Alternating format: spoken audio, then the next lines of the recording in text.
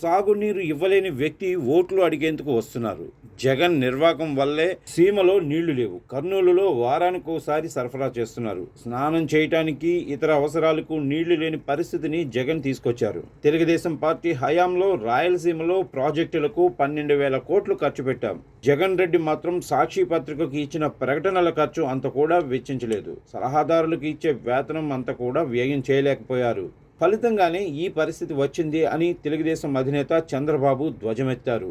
Telugu Desam party పాలనలో రాయలసీమలో ముచ్చుమర్రి ఎత్తిపోతల పథకాన్ని పూర్తి చేశామన్నారు. సిద్ధాపురం, పులకుర్తి, గోర్కల్లు రిజర్వాయర్ల ద్వారా నీళ్లు ఇచ్చామని, పులికనుమ, ఆవుకు టన్నెళ్లను పూర్తి చేశామని చెప్పారు. రాయలసీమకు ఆప్తులెవరు, ద్రోహులెవరు? జగన్ రెడ్డి రాయలసీమ ద్రోహి అని ధ్వజమెత్తారు. ప్రజాగళం పేరుతో వచ్చా, సింహగర్జన, శంఖారావం చేయడానికి వచ్చా, అన్ని వర్గాల్లో చైతన్యం తీసుకువచ్చి వైకాపాను చిత్తుచిత్తుగా ఓడించడానికి వచ్చా, మీరు సిద్ధమా అని ఆయన ప్రజలను ఉత్తేజపరిచారు. శుక్రవారం నంద్యాల జిల్లా బనగానపల్లిలో శ్రీ పొట్టి శ్రీరాములు, నెల్లూరు జిల్లాలోని కావలి, వింజమూరులో నిర్వహించిన ప్రజాగళం బహిరంగ సభల్లో చంద్రబాబు మాట్లాడారు. కృష్ణా జలాలు రాయలసీమకు రావాలని ఆలోచించిన మహానుభావుడు ఎన్టీఆర్.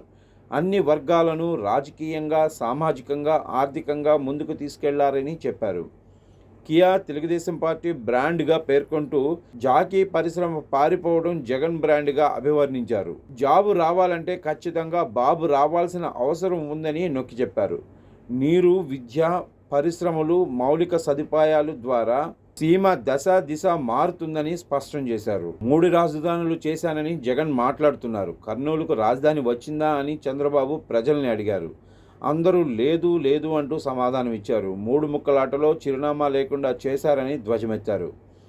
రాష్ట్ర విభజన తర్వాత అనేక సమస్యలు వచ్చాయని, వాటికి పరిష్కారం చూపే బాధ్యత తెలుగుదేశం పార్టీ తీసుకుందన్నారు. గోదావరి నీటిని రాయలసీమకు తీసుకురావాలన్నది తన సంకల్పమని చెప్పారు. అభివృద్ధి, సంక్షేమం, సంపద సృష్టించడం, వచ్చిన సంపద పేదవారికి పంచాలనే ఆలోచనతో ముందుకు సాగుతున్నట్టు స్పష్టం చేశారు. తాడేపల్లి నుంచి కంటైనర్లో డబ్బులు తరలిపోతున్నాయి. ఇదేమని ప్రశ్నిస్తే ఫర్నిచర్, వంట సామాగ్రికి అని వైకాపా నాయకులు చెబుతున్నారు. మద్యంలో దొంగిలించిన, ఇసుకలో బొక్కిన, అడ్డంగా సంపాదించిన డబ్బులను పోలీసుల సహకారంతో కంటైనర్లో పెట్టి ఓట్లు కొనాలని చూస్తున్నారు.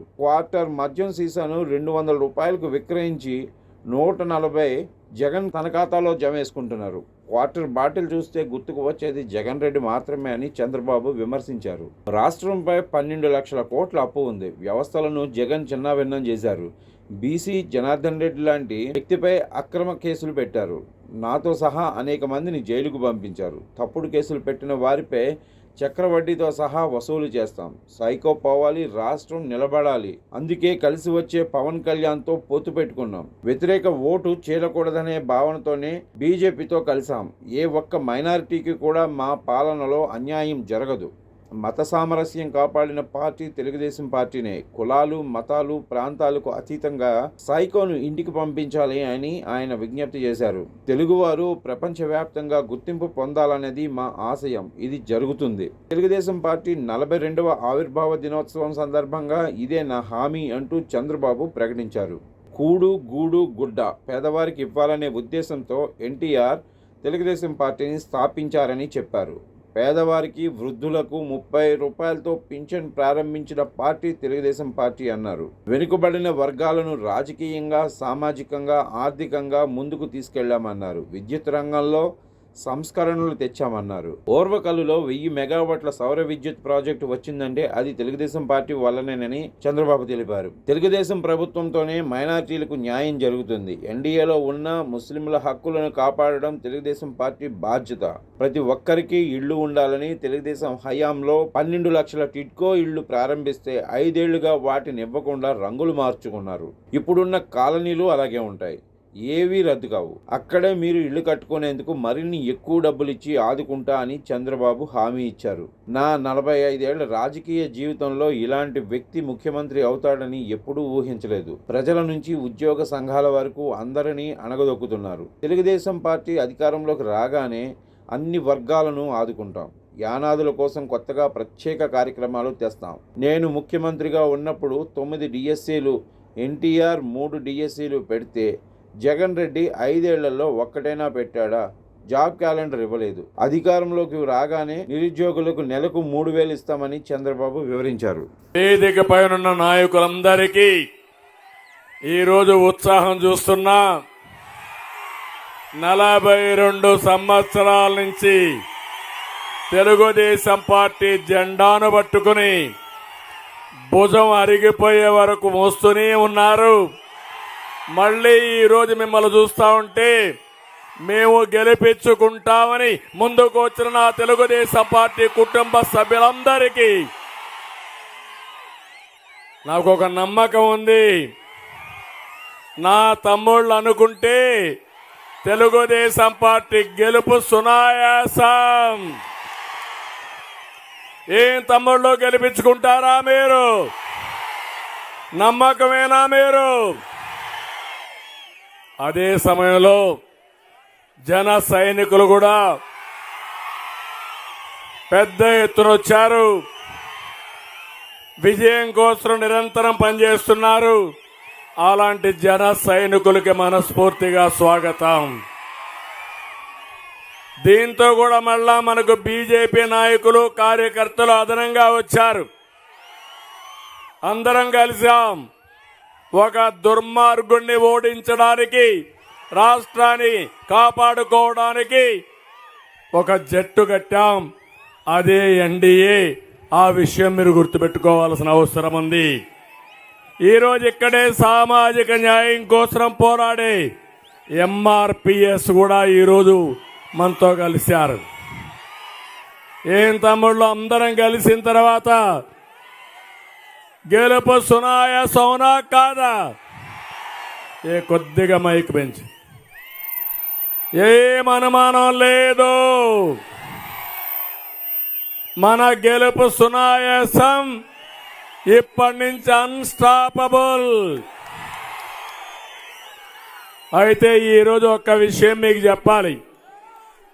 42 సంవత్సరాలు పూర్తి చేసుకున్నాం తెలుగుదేశం పార్టీ ఏర్పాటు చేసి. ఒక మహనీయుడు, ఒక శుభముహూర్తాన్ని పెట్టిన పార్టీ తెలుగుదేశం పార్టీ. తెలుగు జాతి ఆత్మ గౌరవాన్ని చాటి చెప్పిన రోజుది. తెలుగు జాతికి గుర్తింపు వచ్చిన రోజుది. బడుగు బలహీన వర్గాలకు రాజకీయ ప్రాధాన్యత లభించిన రోజుది. ప్రజలకు సంక్షేమం, అభివృద్ధి, సుపరిపాలన పరిచయం చేసిన రోజుది. ఇంకో పక్క ఒక ప్రాంతీయ పార్టీ జాతీయ భావాలతో ముందుకు పోయాం. దేశంలోనే ఒక ప్రత్యేకమైన స్థానం ఏర్పాటు చేసుకున్నాం. నేనందరినీ ఒకటే కోరుతున్నా, క్రీస్తు శకం ఎట్లయిందో తెలుగు జాతికి తెలుగుదేశం శకం కూడా అంతే. తెలుగుదేశం పూర్వం, తెలుగుదేశం తర్వాతని తెలుగు జాతి గుర్తుపెట్టుకునే రోజు. అలాంటి పవిత్రమైన రోజున బనగానేపల్లికి రావడం నా అదృష్టంగా నేను భావిస్తున్నా. ఇది ఈ రోజే కాదు, చరిత్రలో ఎప్పుడో గుర్తుండిపోయే రోజు. ఆ మహనీయుడు 42 సంవత్సరాల కంటే ముందు కూడు గుడ్డ ఇల్లు పేదవాడికి ఇవ్వాలని తెలుగుదేశం పార్టీని ఏర్పాటు చేశారు. అంత మునుపు బియ్యం తిన్నవారికి, కడుపు నిండా భోజనం లేని వారికి 2 రూపాయల కేజీ ఇచ్చిన ఘనత తెలుగుదేశం పార్టీది. అంతేకాదు, రైతులకు సాగునీరు ఇవ్వాలని ఒక యజ్ఞం మారిగా అనేక సాగునీటి ప్రాజెక్టులు తీసుకొచ్చి రాయలసీమకి మేలు జరగాలంటే కృష్ణా జలాలు రాయలసీమకు రావాలని ఒక ఆలోచన చేసిన మహనీయుడు యొక్క పార్టీ పుట్టిన రోజు ఇది. ఇంకో పక్క ఈరోజు మీరు చూస్తున్నారు, అన్ని వర్గాలకు న్యాయం చేయాలనే సంకల్పం. పేదవాళ్లకు, వృద్ధులకి 35 రూపాయలతో పింఛను ప్రారంభించిన పార్టీ. ఇది కాకుండా వెనుకబడిన వర్గాల కోసం న్యాయం చేసిన పార్టీ. ఆర్థికంగా, సామాజికంగా అన్ని విషయాల్లో మమ్మల్ని ముందుకు తీసుకెళ్ళాం. ఇంకో పక్కన మీరు ఒకసారి చూస్తే జాతీయ స్థాయిలో ఏ పార్టీకి దక్కని గౌరవం తెలుగుదేశం పార్టీకి దక్కింది. నేషనల్ ఫ్రంట్ ఏర్పాటు చేశాడు, యునైటెడ్ ఫ్రంట్ ఏర్పాటు చేశాం, ఎన్డీఏలో భాగస్వాములయ్యాం. మన ఆలోచన ఒకటి, సంపద సృష్టించాలి, ఆ సంపద పేదవాళ్లకు పంచాలి, నిరంతరం పేదవాళ్ళ పేదరికాన్ని నిర్మూలించడానికి ఈ పార్టీ పనిచేస్తున్నామని చెప్పి కూడా నేను మీకు తెలియజేస్తున్నాను. ఓసారి నాకు ఆనందం, ఒకసారి మీరు చూడండి, ఈ రోడ్లన్నీ బాగైనాయంటే నేషనల్ హైవేస్ అన్ని, దాంట్లో ప్రముఖ పాత్ర తెలుగుదేశం పార్టీదే. ఈరోజు మీరందరూ టెక్నాలజీ వాడుతున్నారంటే, సెల్ ఫోన్లు వాడుతున్నారంటే అది కూడా తెలుగుదేశం పార్టీ చూపించిన చొరవే. ఈరోజు పవర్ సెక్టర్లో రిఫార్మ్స్ వచ్చాయంటే అది తీసుకొచ్చింది కూడా తెలుగుదేశం పార్టీనే. కడాన అవుకులో ఎక్కడైతే మీకు ఈరోజు కరెంట్ ఉత్పత్తి చేస్తున్నామో అవన్నీ మీరు చూస్తే అవన్నీ కూడా రావడానికి ఓర్వకల్లో కూడా 1000 మెగావాట్ల సోలార్ ఎనర్జీ వచ్చిందంటే అది తెలుగుదేశం పార్టీ దూరదృష్టి. ఇలాంటి అనేకమైన వినూత్నమైన కార్యక్రమాలతో ముందుకు పోయాం, సంపద సృష్టించాం. ఈరోజు ఒకటి హామీ ఇస్తున్నా, ఆ రోజు 2020 విజన్ తయారు చేశాం. హైదరాబాద్ నగరాన్ని ప్రపంచంలోనే నెంబర్ 1 గా పటంలో పెట్టిన ఘనత తెలుగుదేశం పార్టీది. రాష్ట్రం విడిపోయింది, విడిపోయిన తర్వాత అనేకమైనటువంటి సమస్యలు వచ్చాయి. ఎప్పుడు సమస్యలు వచ్చినా సమస్యల నుంచి పరిష్కార మార్గం చూపించే బాధ్యత తెలుగుదేశం పార్టీ తీసుకున్నాం. ఈరోజు మీరు చూడండి, నదుల అనుసంధానం చేయాలని పెద్ద ఎత్తున కార్యక్రమాలు చేశాం. పోలవరం 72% పూర్తి చేశాం. నా సంకల్పం, గోదావరి నీళ్లు రాయలసీమకు రావాలి, ప్రతి ఎకరాకు నీళ్లు ఇవ్వాలి అనేది సంకల్పంతో ముందుకు పోయాం. అదే మరిగా పెట్టుబడులు పెద్ద ఎత్తున రావాలని పెట్టుబడుల కోసం ముందుకు పోయాం. నీళ్లుంటే ఏదైనా సాధ్యం నేను చెప్తాను. కడాన కియా మోటార్స్ ని ఒక వెనుకబడిన జిల్లా, పేద జిల్లా అనంతపూర్ జిల్లాకు తీసుకొచ్చిన ఘనత తెలుగుదేశం పార్టీది. అమరావతి నిన్న కూడా మాట్లాడుతున్నాడు సైకో ముఖ్యమంత్రి, 3 రాజధానులు చేశాడంట. కర్నూలు రాజధాని అయిపోయిందా? అయిపోయిందా అని అడుగుతున్నా మిమ్మల్ని. అభివృద్ధి అయిపోయిందా అని అడుగుతున్నా మిమ్మల్ని. 3 ముక్కలు ఆటాడి 3 రాజధానుల పేరుతో అసలు రాజధాని లేకుండా చేసిన దుర్మార్గుడు, మన చిరునామా లేకుండా చేసిన వ్యక్తి ఈ వ్యక్తి.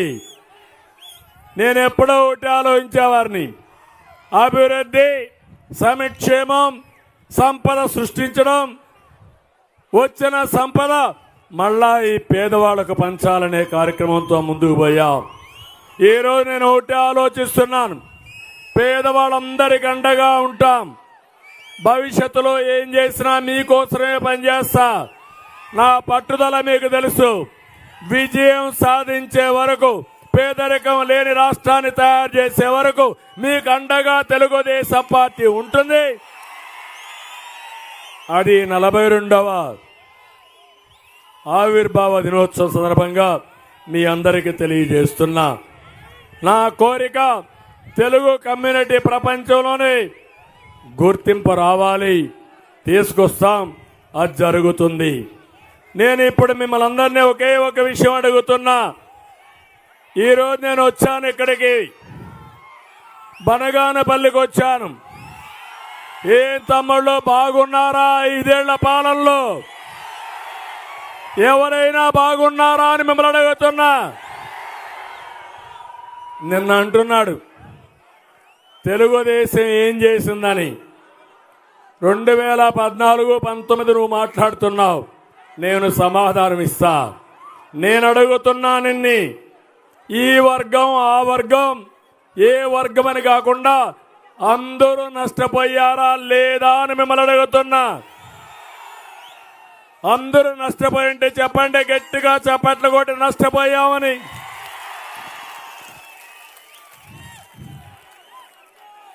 ఇక్కడ రైతులున్నారు. రైతన్నలారా మీరు బాగున్నారా? సబ్సిడీ వస్తున్నాయా? గిట్టుబాటు ధర లభిస్తా ఉందా? ఇరిగేషన్ ప్రాజెక్టులు పూర్తి చేశారా? మీ పొలాలకు నీళ్లు వస్తున్నాయా? మహిళలు మీరు చెప్పండి అమ్మా, మీకు రక్షణ ఉందా? నిత్యావసర వస్తువుల ధరలు అందుబాటులో ఉన్నాయా? ఈ ముఖ్యమంత్రి ఇచ్చేది 10 రూపాయలు, దోచేది 100 రూపాయలు, అవునా కాదా? ఈ పరిపాలన మీకు కావాలని అడుగుతున్నా. యువత ఈరోజు మీ ఉత్సాహం చూస్తున్నా. ఎగిరెగిరి ఆకాశంలో పడుతున్నారు. మంచి ఎండ మిమ్మల్ని చూసి భయపడింది, కానీ మీరు ఎండకు భయపడలేదు. ఒక దృఢమైన సంకల్పంతో వచ్చారు. ఆ సంకల్పం ఫ్యాన్ ని చిత్తు చేసి ముక్కలుగా కొట్టేసి డస్ట్బిన్ లో పారేయాలని, అవునా కాదా? చెత్త కుండీలో ఫ్యాన్ పారేస్తే తప్ప మన ఎవ్వరికి భవిష్యత్తు లేదు. పెట్టుబడులు వచ్చాయా యువత? ఏమమ్మా, మీ అబ్బాయికి ఉద్యోగం వచ్చిందా? మీ అమ్మాయికి ఉద్యోగం వచ్చిందా? అందుకే నేను చూస్తున్నా, ఎక్కడ చూసినా యువ కిషోరాలు సింహ గర్జన చేయడానికి వచ్చారు. వీళ్ళతో సమానంగా చిన్న పిల్లలు కూడా వస్తున్నారు. వాళ్ళందరూ నాకు చూపించి 2000 చూపించి, చంద్రన్న నువ్వే మాకు ఆధారం, మా భవిష్యత్తు మీ చేతుల్లో పెడుతున్నామని ఆ తల్లి తండ్రి చెప్తా ఉంటే నా బాధ్యత పెరిగింది. మీ భవిష్యత్తు, మీ పిల్లల భవిష్యత్తు, భావితరాల భవిష్యత్తు కూడా నాంది పలకత. కార్మికులు, కూలీలు మీరు చెప్పండి, మీకు ఉపాధి దొరుకుతా ఉందా అని అడుగుతున్నా. భవన నిర్మాణ కార్మికులు మీరు చెప్పండి, మీకు పని దొరికిందా అని మిమ్మల్ని అడుగుతున్నా. బీసీలు, ఎస్సీలు, ఎస్టీలు, మైనారిటీలు అడుగుతున్నా. కార్పొరేషన్ నిధులు వచ్చాయా మీకు? 1 రూపాయి రుణం ఇచ్చారా మీకు? 1 రూపాయి సబ్సిడీ ఇచ్చారా మీకు? ఏ ఒక్కరికి సహాయం చేయలేదు. వీళ్ళందరూ అయిపోయారు. ప్రభుత్వ ఉద్యోగులు ఉన్నారు ఇక్కడ. ప్రభుత్వ ఉద్యోగులు అడుగుతున్నా, ఏమయ్యా ప్రభుత్వ ఉద్యోగులు, పోలీసులు కూడా ఉన్నారు, మీకు జీతాలు నెలలా వస్తున్నాయా? కొన్నిసార్లు నేను అడిగితే మీ అకౌంట్ కొడుతున్నారు. నేను అడుగుతున్నా, మీ ప్రావిడెంట్ ఫండ్ మీ డబ్బులది, అందులో డబ్బులు తీసుకునే పరిస్థితిలో మీరున్నారా అని మిమ్మల్ని అడుగుతున్నా. వాళ్ళు లేరు. అందుకే నేను వచ్చా, ప్రజాగళం పేరుతో వచ్చా, సింహ గర్జన చేయడానికి వచ్చా, శంకారావం పూరించడానికి వచ్చా, ప్రజల్ని చైతన్యవంతులు చేయడానికి వచ్చా, అన్ని వర్గాల్లో చైతన్యం తీసుకొచ్చి వైఎస్ఆర్ కాంగ్రెస్ పార్టీని చిత్తుగా ఓడించడానికి వచ్చా. ఓడించడమని చెప్పడానికి వచ్చాను. మీరు సిద్ధమా అని మిమ్మల్ని అడుగుతున్నా. నిన్న మొన్న వచ్చాడు, ముందు సిద్ధం బోర్డు పెట్టాడు, ఇప్పుడు మేము సిద్ధమని వచ్చాడు. మా తమ్ముడు అడుగుతున్నాడు, తాగునీళ్ళు ఇవ్వలేని మీరు ఎన్నికలకు వచ్చారు. ఈరోజు సాగునీరు ఇవ్వలేని మీరు ఎన్నికలకు వచ్చారు. మీరు కర్నూలులో నిన్నే చూశాను, తాగేదానికి నీళ్లు లేక, స్నానానికి నీళ్లు లేక. మీరు ఒకసారి చూస్తే వారం రోజులు 10 రోజులకు ఒకసారి స్నానం చేస్తున్నారు. ముఖ్యమంత్రిని అడుగుతున్నా, ఈరోజు నువ్వు కడుక్కోవడానికి కూడా నీళ్లు లేవు ఈ రాయలసీమలో. అవునా కాదా? నీళ్లున్నాయా రాయలసీమలో? అందుకే మీరు ఒకసారి చూస్తే జగన్మోహన్ రెడ్డి మొన్నటి వరకు పరదాలు పెట్టుకొని తిరిగాడు. ఆకాశంలో తిరిగితే కిందన చెట్లు కొట్టేశారు. అదే సమయంలో అన్ని స్కూళ్ళన్నీ మూయించి బలవంతంగా మనుషులు తీసుకుపోయారు, కూలీ మనుషుల్ని. నిన్న కూడా తీసుకుపోయారు. నిలిచారా మనుషులు అక్కడ? ఉన్నారా మనుషులు అక్కడ? ఎందుకు లేరు? సాయంత్రం పూట మీ మీటింగులు వెలవెల, మీ యాత్ర తుస్సైపోయింది. మంచి మధ్యాహ్నం, మిట్ట మధ్యాహ్నం మా ప్రజానీకం, మా ఆడబిడ్డలు మేము పోరాటానికి సిద్ధం, మిమ్మల్ని ఓడించడానికి మేము సిద్ధమని నిర్ణయించుకొని ఎన్నికల యుద్ధానికి వచ్చారు. అవునా కాదా? అది జరగకపోతే ఈరోజు మీకు అందరికీ ఒకటే చెప్తున్నా, నేను కొన్ని విషయాలు మీకు చెప్పాలి. ప్రతి ఇంటిని, ప్రతి ఊరిని, ప్రతి ప్రాంతాన్ని నాశనం చేసిన చరిత్రహీనుడు ఎవరయ్యా? ఎవరు? ఎవరు? జగన్కు తెలిసిందే ఒకటే, రద్దులు, గుద్దులు, బొక్కుడు, నొక్కుడు, కూల్చివేతలు, దాడులు, కేసులు. అంతేనా? ఎన్నికల ముందేం చెప్పావు? ఇంటింటికి వచ్చావు, తల మీద చేయి పెట్టావు, బుగ్గలు నిమిరావు, ముద్దులు పెట్టావు, ఒక్క ఛాన్స్ అన్నావు, తండ్రి లేని బిడ్డ అన్నావు, చిన్నాన్న చంపేశావు.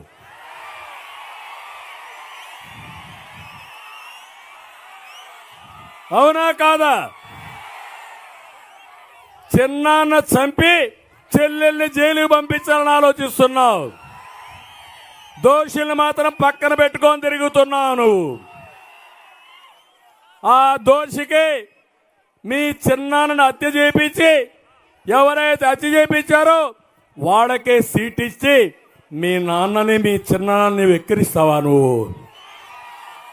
ఆత్మకు క్షోభ పెడతావా నువ్వు అని అడుగుతున్నా. ఇది న్యాయమా అని మిమ్మల్ని అడుగుతున్నా. అందుకే తమ్ముళ్ళు, మన జిల్లాను తీసుకుందాం, ఉమ్మడి కర్నూలు జిల్లాను తీసుకుందాం. ఈరోజు ఉమ్మడి కర్నూలు జిల్లా చూస్తే అతనేం చేశాడో నేనేం చేశానో ఒక్కసారి మీరు ఆలోచించుకోండి.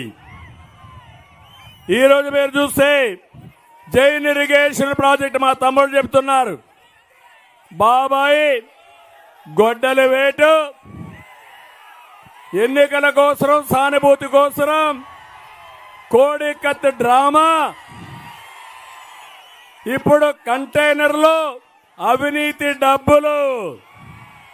తాడేపల్లి ప్యాలెస్ నుంచి డబ్బులన్నీ కూడా కంటైనర్లు పోతా ఉంటే ఒక ఆయన అంటాడు, ఎందుకు వచ్చింది కంటైనర్ అంటే వంట సామాగ్రి తీసుకుపోవడానికని.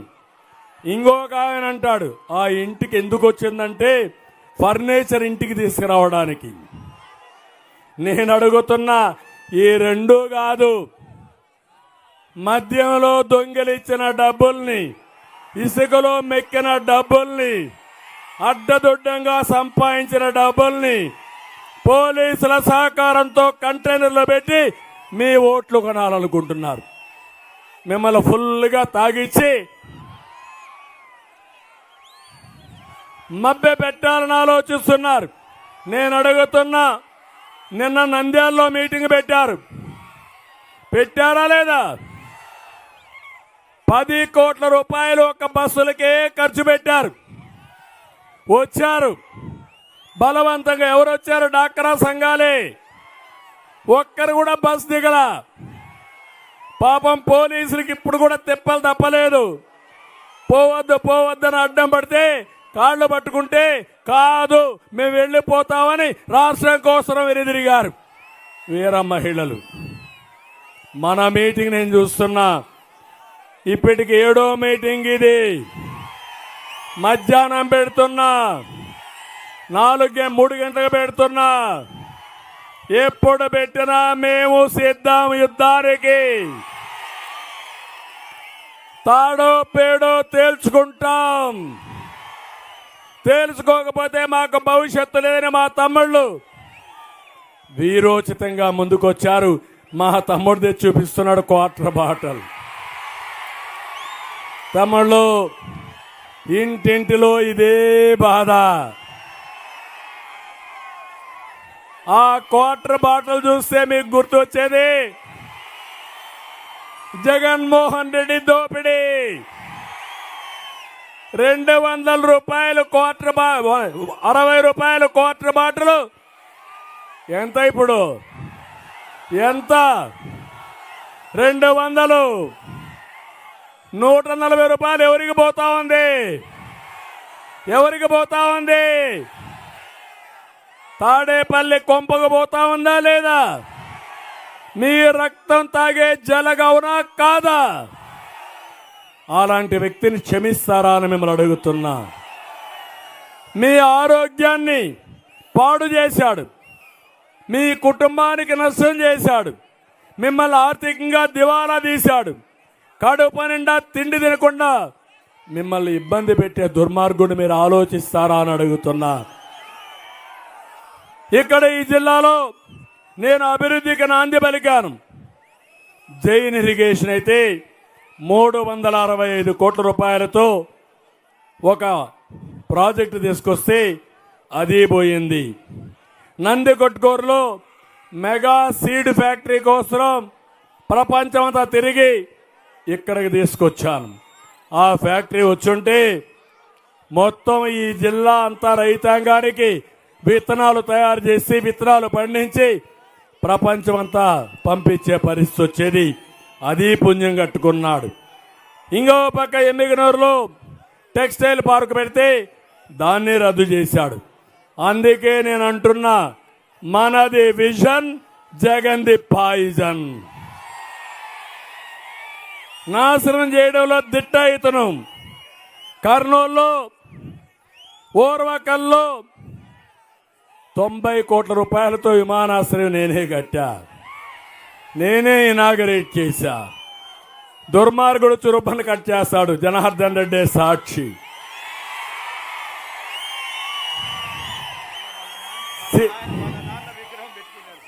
మళ్ళా దానికి వాళ్ళ నాన్న విగ్రహం పెట్టాల్సింది నా ఫోటో అక్కడ.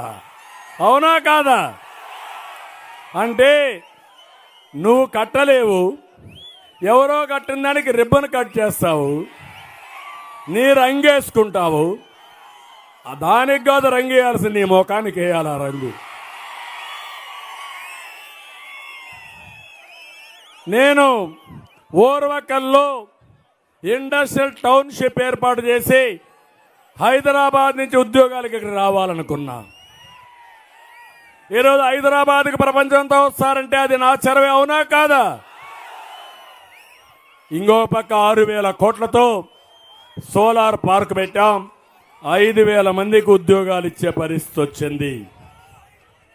నేను అడుగుతున్నా, ఈరోజు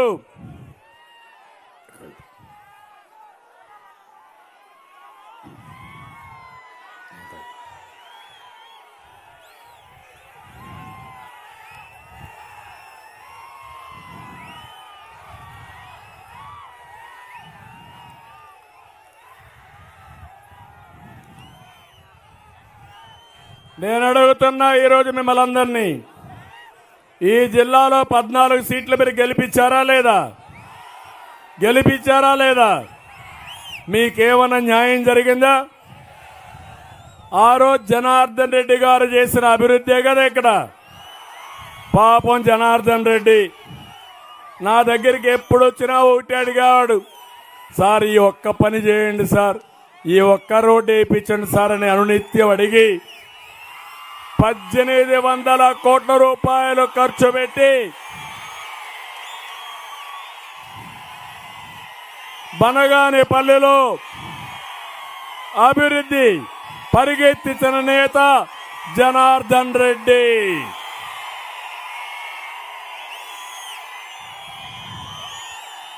అలాంటి జనార్దన్ రెడ్డికి ఓటేలాలేదు, దొంగ కోటేశారు. ఒక విధ్వంసకారుడికి ఓటేశారు. నేను రాయలసీమకు ఒకటే ఆలోచించాను, నీళ్లు రావాలి, విద్య మీద శ్రద్ధ పెట్టాలి, పరిశ్రమలు తేవాలి, మౌలిక సదుపాయాలు వస్తే ఈ రాయలసీమ దశ దిశ మారిపోతుంది, ప్రపంచానికి ఆదర్శం అవుతున్నది నా ఆలోచన. నేను ఒక విషయం మిమ్మల్ని అడుగుతున్నా, 52 సీట్లు రాయలసీమలో ఉన్నాయి. నేను కూడా రాయలసీమ బిడ్డే, ఈ గడ్డ మీదనే పుట్టా, ఈ గడ్డ మీదనే పెరిగా. నేను ఈ తెలుగు వారి యొక్క దశ దిశ మార్చేదానికి నేను కృషి చేశా. పిల్ల కాకి అడుగుతున్నాడు నిన్న మొన్న నేనేం చేశానని. నా వయసు గురించి మాట్లాడుతున్నాడు. జగన్ రా, నా మారిగా 2 రోజులు మంచి మధ్యాహ్నం 1 గంటకు 4 మీటింగ్లు అడ్రస్ చేయి, చేయగలుగుతాడా అని మిమ్మల్ని అడుగుతున్నా. పని దొంగ దోపిడీదారుడు ఈ జగన్మోహన్ రెడ్డి. నా వయస్సు గురించి, నేను చేసిన పని గురించి మాట్లాడే అర్హత నీకుందా అని అడుగుతున్నా. ఎక్కడ చూసినా నా ముద్ర కనబడుస్తుంది. హైదరాబాద్కి పోతే హైటెక్ సిటీ ఎవరు కట్టారంటే, హైదరాబాద్ సిటీ ఎవరు కట్టారంటే ఎవరి పేరు చెప్తారు? ఔటర్ రింగ్ రోడ్డు పేరు ఎవరి పేరు చెప్తారు? విమానాశ్రయం ఎవరి పేరు చెప్తారు? చదువుకున్న పిల్లలు అమెరికాకు పోయి కోట్ల రూపాయలు సంపాదిస్తున్నారంటే, వేల కోట్లు సంపాదిస్తున్నారంటే ఎవరి పేరు చెప్తారు? ఎవరి పేరు చెప్తారు? కియా మోటార్ వచ్చిందంటే ఎవరి పేరు చెప్తారు? నేను అడుగుతాను, నీ పేరు చెప్తే ఏం చెప్తారా? చెప్పు చెప్పు అంటున్నా. ఇప్పుడు అడుగుతున్నా నేను ఒక మాట. నన్ను బాలకృష్ణని కేశవనే గెలిపించారు, 3 ఎమ్మెల్యేలే మమ్మల్ని ఆ రోజు గెలిపించారు. ఇన్ని పనులు చేశాం. వస్తానే ఏం చేశాడు? రాయలసీమకి ప్రాణం నీళ్లు. 102 ప్రాజెక్టులు రద్దు చేశాడు. నేను 12,000 కోట్ల రూపాయలు ఖర్చు పెట్టాను రాయలసీమ మీద. ప్రాజెక్టులు పరిగెత్తించాను, అవునా కాదా? నువ్వేం చేసావయ్యా? ముష్టి 2,000 కోట్లు ఖర్చు పెట్టావు. నీ సాక్షి పేపర్కి ఇచ్చిన అడ్వర్టైజ్మెంట్ అంత డబ్బులు కూడా ఖర్చు పెట్టలా. నీ జీతగాళ్ళు కొంతమందికి ఇచ్చుకున్నావు అడ్వైజర్స్ కింద, అంత డబ్బులు ఖర్చు పెట్టలా. ఈ రాయలసీమలో మనందరం అమాయకులమా తమ్ముళ్ళు అని మిమ్మల్ని అడుగుతున్నా. ఇంకా మీకు కులం కావాలనా, మతం కావాలనా, మీ భవిష్యత్ అవసరం లేదా? నేను అదే మారిగా వీళ్ళు చూస్తే ఒక్క పైసా సాగునీటి ఖర్చు పెట్టకుండా రాయలసీమను దెబ్బతీశారు. ఒక్క ఇండస్ట్రీ తెచ్చావా అని మిమ్మల్ని అడుగుతున్నా. ఒక తమ్ముడికి ఉద్యోగం ఇచ్చావా అని అడుగుతున్నా. జాబు రావాలంటే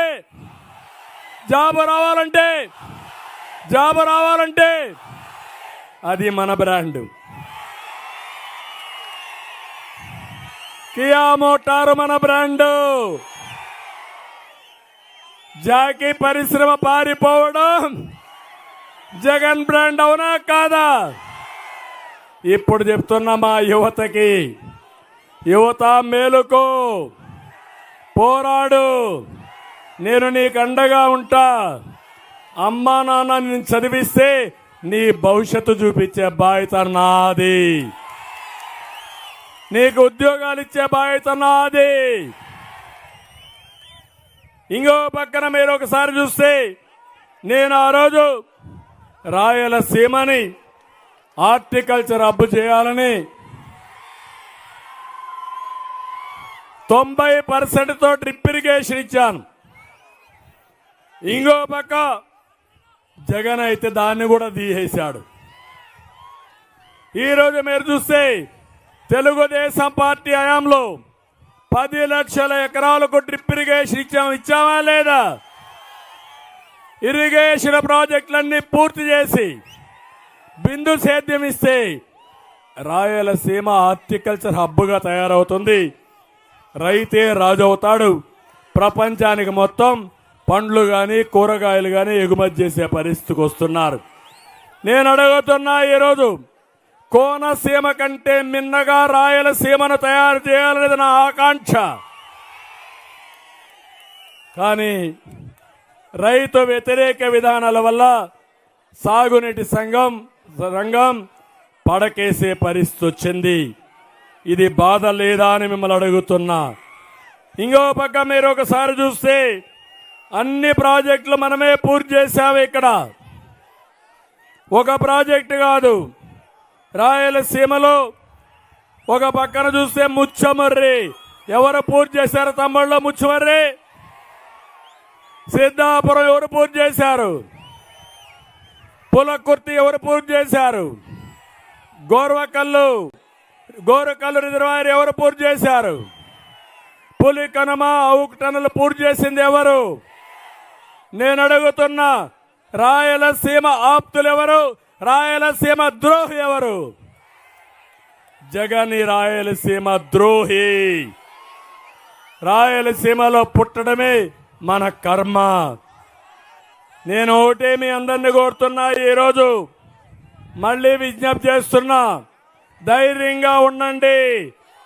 రాయలసీమ బిడ్డగా చెప్తున్నా, మిమ్మల్ని అన్ని విధాల పైకి తీసుకొచ్చే బాధ్యత నాది. సిద్ధమా అని మిమ్మల్ని అడుగుతున్నా. ఇక్కడే ఎంఆర్పిఎస్ ఉన్నారు.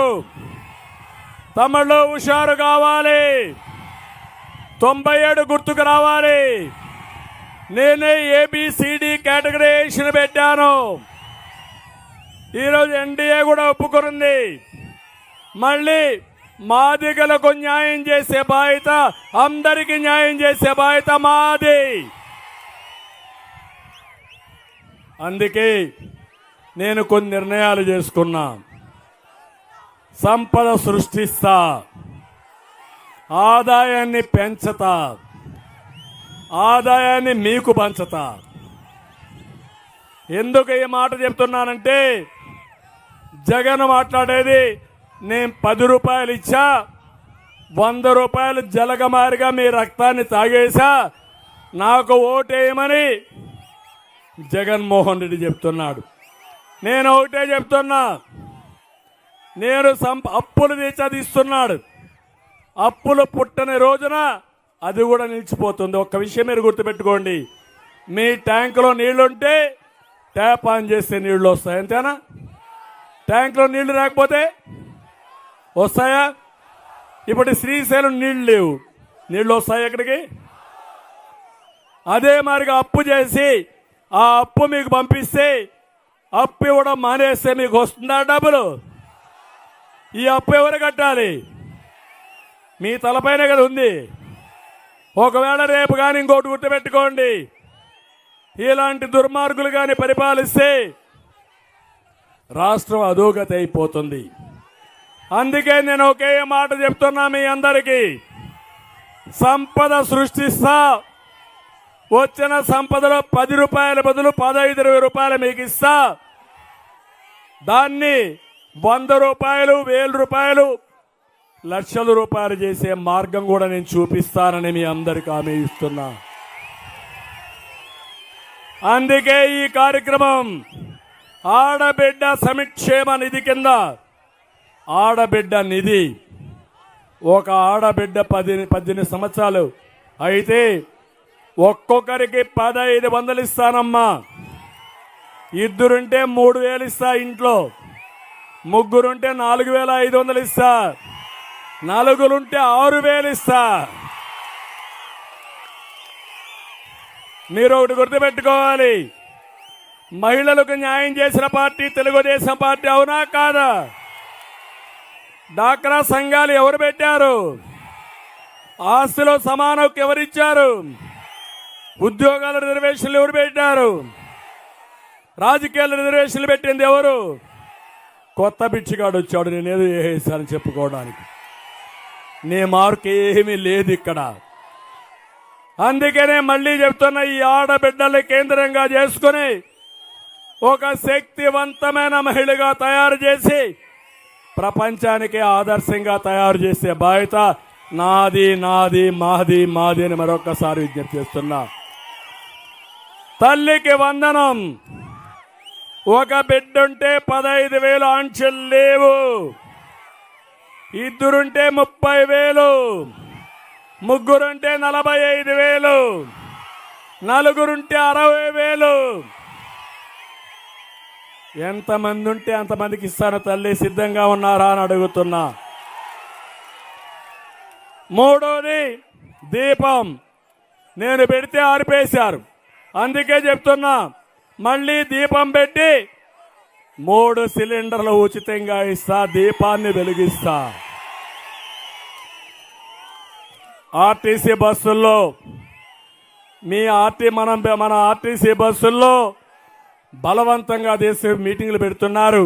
అట్లా కాదు, నేను వస్తానే, మీరు ఎక్కడికి పోవాలని ఆడవాళ్లు ఆర్టీసీ బస్సుల్లో ఉచిత ప్రయాణ సౌకర్యం. అదే మరిగా తమ్ముళ్ళు, యువత, నేను ఒకటే మిమ్మల్ని కోరుతున్నా, మీరందరూ ఒకటి గుర్తుపెట్టుకోవాలి. ప్రతి ఒక్క యువతకి 3,000 రూపాయలు నిరుద్యోగ భృతి ఇస్తా. అమ్మా నాన్న పైన ఆధారపడే పని ఉండదు. ఇప్పుడు వాళ్ళు చదివించి మిమ్మల్ని బాగా పెద్ద చేసి ఉద్యోగం రాకుండా వాళ్ళ కళ్ళ ముందర ఉంటే వాళ్ళు చూసి బాధపడుతూ చేసిన కూలిలో మీకు డబ్బులు ఇస్తున్నారు తమ్ముళ్ళు. అది నా ఆవేదన, అది నా బాధ. కన్న తల్లి ప్రేమ, తల్లిదండ్రుల అభిమానం. అందుకే నేను ఆలోచించా, 3,000 ఇస్తా, మెగా డిఎస్సి పెడతా. నువ్వేం చేశావని అడుగుతున్నాడు జగన్మోహన్ రెడ్డి. నేను ముఖ్యమంత్రిగా 9 డిఎస్సీలు నేను పెట్టాను సమైక్య ఆంధ్రప్రదేశ్లో. తర్వాత కూడా ఎన్టీ రామారావు గారు 3 డిఎస్సీలు పెట్టాడు. 2 కలిపి ఎన్నైనాయి తమ్ముళ్ళు? 12 అయినాయి, అవునా కాదా? సైకో జగన్, నువ్వు మాట్లాడుతున్నావు కదా, 5 ఏళ్ళు ఇచ్చారు కదా నీకు అధికారం. ఒక్క డిఎస్సీ పెట్టావా? సమాధానం చెప్పమని నిలదీస్తున్నా. ఇదే నా మార్కు, అదే నీ మార్కు. మోసం చేయడం నీ మార్కు, ప్రజలను ఆదుకోవడం నా మార్కు అని మరొక్కసారి విజ్ఞప్తి చేస్తున్నా. ధైర్యం ఉందా చర్చించడానికి? ఏ రోజు పెట్టా, ఎంతమందికి ఉద్యోగాలు ఉన్నాయి, అన్ని రికార్డులో ఉన్నాయి. ఇప్పుడు పనిచేసే టీచర్లు 70% టీచర్లు. తమ్ముడు, తమ్ముళ్ళు వద్దు, ఎండ బాగుంది, గొడవలు వద్దు. నీకు చిన్న చిన్న విషయాలు కాదు, గొడవ పడవలసిన వాళ్ళు వేరే వాళ్ళు ఉన్నారు, పోరాడవలసింది వేరే శక్తి ఉంది. మన శక్తిని మనం వృధా చేసుకోవడం కరెక్ట్ కాదు. పిల్లలకు హామీ ఇస్తున్నా, మీ ఇంట్లో కూర్చొని మీరు పనిచేసే విధానం వర్క్ ఫ్రమ్ హోమ్ తీసుకొస్తా. మండల హెడ్ క్వార్టర్లు వర్క్ స్టేషన్లు కడతా. ప్రపంచంలో ఉండే అన్ని కంపెనీలు తీసుకొస్తా. ఈ బనగానపల్లిలో ఉండేవాళ్ళు బనగానపల్లిలో కూర్చొని అమెరికాలో ఉండే కంపెనీలో పనిచేసి ఆ జీతం సంపాదించే పరిస్థితి తీసుకొస్తారని మీ అందరికీ హామీ ఇస్తున్నా. అన్నదాత 20,000 రూపాయలు అన్నదాతకు సబ్సిడీ ఇస్తాం, డ్రిప్ ఇరిగేషన్ ఇస్తాం, అన్ని పనులు చేసి మిమ్మల్ని ఆదుకుంటాం. ఇంటింటికి నీళ్లు ఇస్తాం, బీసీలకు రక్షణ చట్టం తీసుకొస్తాం, బీసీలందరికీ 50 సంవత్సరాలకే పింఛనిచ్చే విధానానికి శ్రీకారం చుడతాను. ఇంకో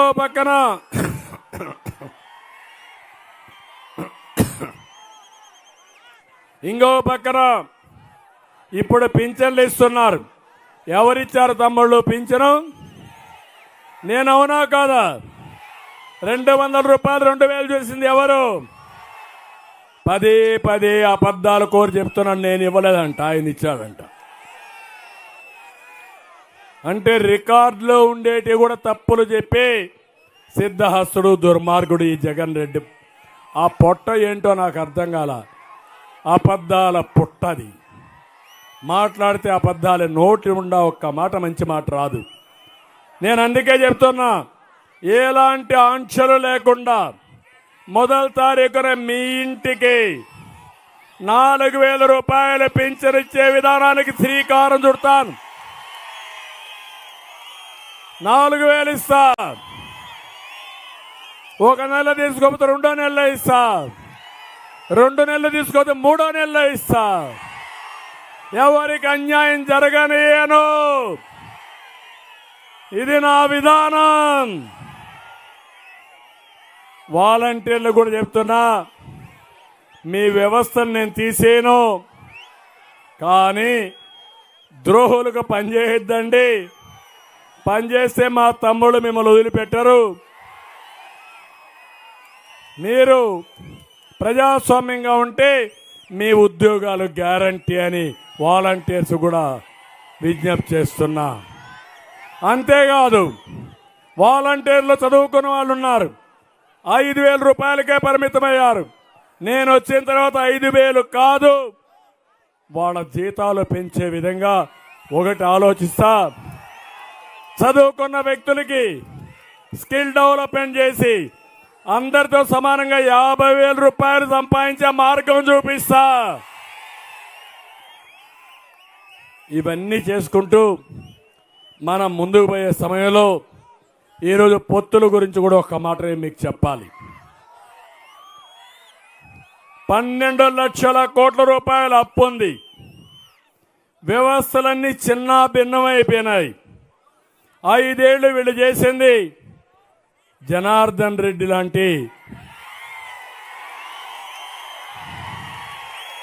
సౌమ్యుణ్ణి తప్పుడు కేసులు పెట్టి జైల్లో పెట్టారా లే తమ్ముళ్ళు? రాష్ట్రంలో నా తమ్ముళ్ళు ఎంతో మంది జైలుకు పోయారు. కడాన నాకు కూడా తప్పలా. మీకోసరం ఏ వ్యక్తి కూడా ఆలోచించలేదు. కావాలని తప్పుడు కేసులు పెట్టి మనలందరినీ ఇబ్బంది పెట్టారు. నేను ఒకటే హెచ్చరిస్తున్నా, తప్పుడు కేసులు పెట్టిన వాళ్ళందరూ లెక్కేసుకోండి. చక్ర వడ్డీతో సహా మీకు రుణం తీర్చే బాధ్యత మాదే.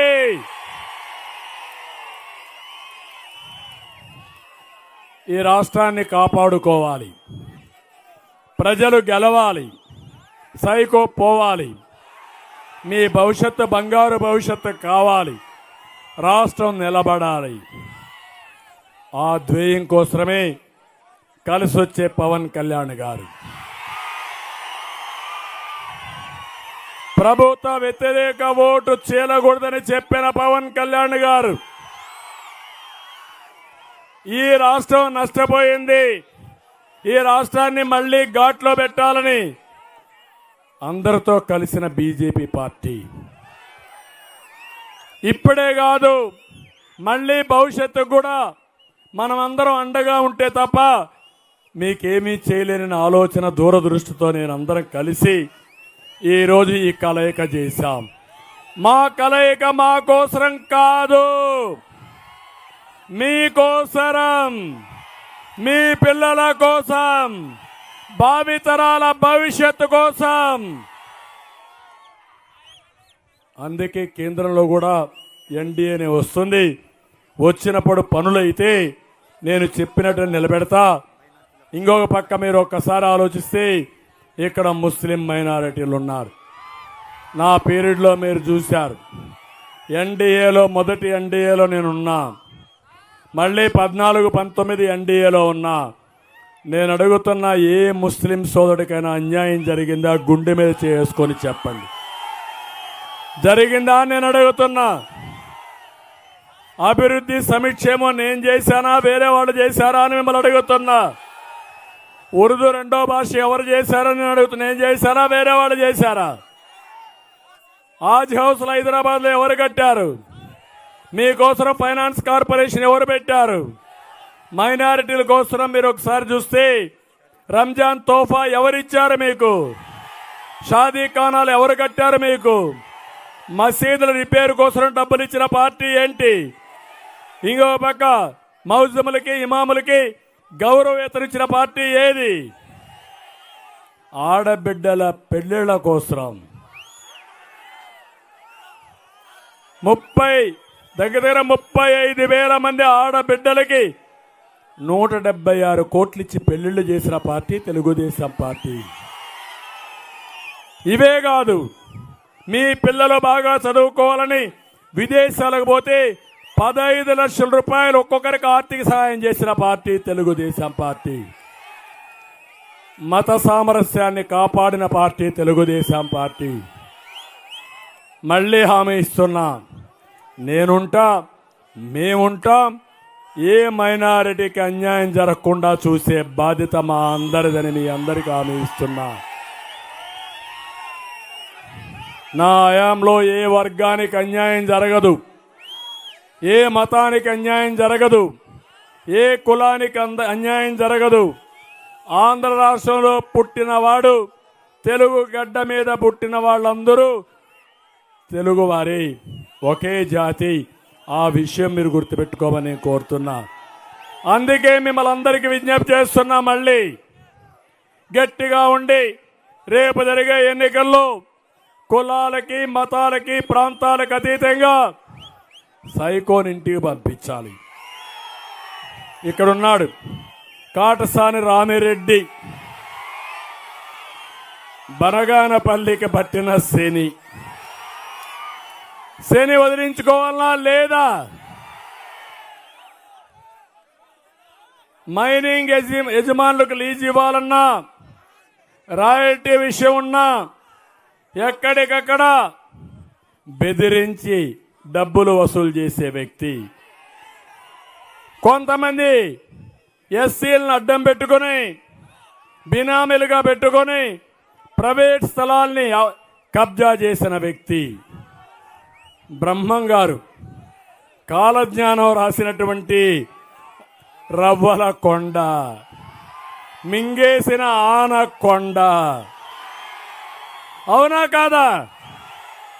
ఆనకొండను వదిలిపెడతారా అని మిమ్మల్ని అడుగుతున్నా. సిమెంట్ ఫ్యాక్టరీల నుండి కమిషన్లు వసూలు, నాటు సారా వ్యాపారంలో దిట్ట, బనగానపల్లిలో బొలేరో బ్యాచ్ జ్ఞాపకం ఉందా? బొలేరో బ్యాచ్ జ్ఞాపకం ఉందా? సెటిల్మెంట్ బ్యాచ్, ఇది రౌడీజం బ్యాచ్. సౌమ్యుడైన మా జనార్దన్ రెడ్డికి తోలుకొచ్చినాక అజాత శత్రువుకే కోపం వస్తే ఏం జరుగుతుంది? విపత్తు జరగబోతుంది. ఆ విపత్తులో వైఎస్ఆర్ కాంగ్రెస్ పార్టీ బూడిదైపోతుంది, బసం అయిపోతుంది. అందుకని ఇప్పుడు ఎన్ని ఇబ్బందులున్న జనార్దన్ రెడ్డి మాత్రం ప్రజా సమస్యలను వదిలిపెట్టాడు. బనగానపల్లి పట్టణంలో చాలా మంది నిరుపేదలు ఉన్నారు. వాళ్ళకందరికీ 2 సెంట్లు భూమి ఇవ్వాలన్నాడు. తప్పకుండా ఇచ్చే బాధ్యత మాది. నా పరాయి పరిశ్రమకు నా పీరియడ్లో ఏ విధానాలు ఉన్నాయో మళ్ళీ ఆ విధానాలు తీసుకొచ్చి ఆ పరిశ్రమను కాపాడే బాధ్యత మాదని మీ అందరికీ హామీ ఇస్తున్నా. Ring road, reverse ring road పెట్టాడు. నేను వస్తున్నా, గవర్నమెంట్ మంది, వచ్చిన వెంటనే రింగ్ రోడ్డు పూర్తి చేస్తాం, పనులు ప్రారంభిస్తాం. కోయలగుంట్లో బైపాస్ రోడ్డు మంజూరు చేస్తాం. బనగానపల్లిలో ఇంజనీరింగ్ కాలేజీ, యువత కోసం స్కిల్ డెవలప్మెంట్ సెంటర్. బనగానపల్లిలో పేద ముస్లిం మహిళలు అధికంగా ఉన్నారు, వారికి ఆర్థికంగా పైకి తేవడానికి కార్యక్రమాలు. ఇక్కడ ముస్లిమ్స్ కానీ కొంతమంది ఆటో ఫీల్డ్ పైన ఆధారపడ్డారు, ఆటో నగర్ ఏర్పాటు చేస్తాం. బనగానపల్లిలో కోయలగుంట్లో పెండింగ్లో ఉన్న షాదీఖానాలన్నీ పూర్తి చేస్తాం. బనగానపల్లి అంటే గుర్తొచ్చేది సిమెంటు. ఇష్టానుసారంగా దొంగలంతా లైమ్ స్టోన్ అంతా రిజర్వ్ చేసుకుని ఇండస్ట్రీస్ రాకుండా చేస్తున్నారు. నేను ఒకటే హామీ ఇస్తున్నా, నేను వస్తానే పరిశ్రమలు తీసుకొస్తా, పెట్టే వాళ్ళకి లీజులు ఉంటాయి. మీ భవిష్యత్తుకి బంగారు భవిష్యత్ చేసి ప్రతి ఒక్క తమ్ముడికి ఉపాధి ఇచ్చే బాధ్యత మాదని మీ అందరికీ హామీ ఇస్తున్నా. ఇవి మేం చేస్తాం. మంచి ఎండలో కూడా టెస్ట్ అయిపోయారు, మీరు ఫస్ట్ టెస్ట్ లో పాస్ అయిపోయారు. 1 గంట పైరవుతా ఉంది, చెమట పడతా ఉంది. మా ఆడబిడ్డలు చూసా, నెత్తిన ఆ వేడి భరించలేక నీళ్లు కొన్ని పోసుకొని ఇక్కడ ఉన్నారంటే ఇవి నా జీవితంలో నేను మర్చిపోతానా అని మిమ్మల్ని అడుగుతున్నా. మర్చిపోయే సంఘటన అని మిమ్మల్ని అడుగుతున్నా.